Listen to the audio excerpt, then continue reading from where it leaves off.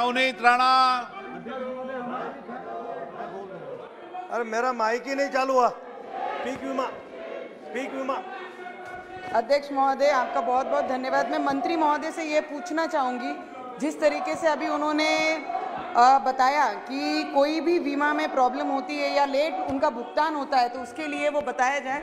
पर मेरे संसदीय क्षेत्र में आसपास कई जिलों में सोयाबीन, मूंग की खेती 100% नुकसान हुए, जिनके भुगतान उन्हें पिछले वर्ष के अभी तक नहीं दिए गए। इसमें क्या सरकार और मंत्री महोदय कोई एक्शन लेना चाहेंगे? और उसी के साथ में फसल बीमा भुगतान तथा इंस्टॉलमेंट जैसे कार्य सरकार 14 अलग अलग कंपनियों को देती है।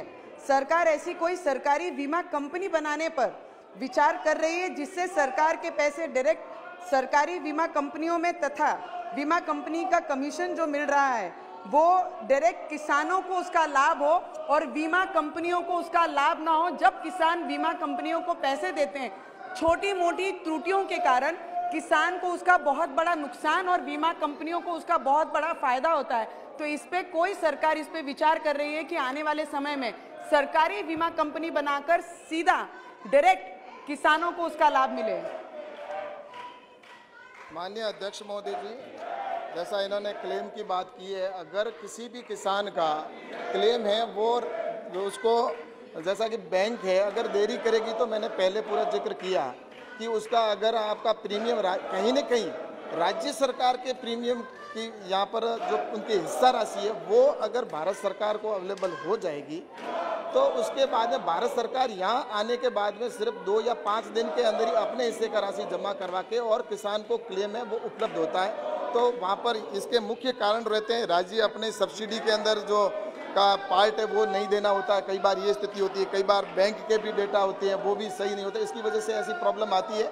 लेकिन इसके लिए भारत सरकार हमेशा बीच में पहल करते हुए करती है। दूसरा, आपने जैसा सरकार को कंपनी बनाने का जिक्र किया है, तो सरकार का जो कंपनी बनाने का विचार है उसके अंदर वैसे राज्य सरकार अगर चाहे तो इसके अंदर प्रावधान है कि राज्य सरकार अपनी स्वयं की अगर कंपनी बनाना चाहे तो राज्य सरकार अपने इंश्योरेंस कंपनी कर सकती है। ये भारत सरकार के गाइडलाइन में भी है और राज्य सरकार इसके ऊपर कर सकती है।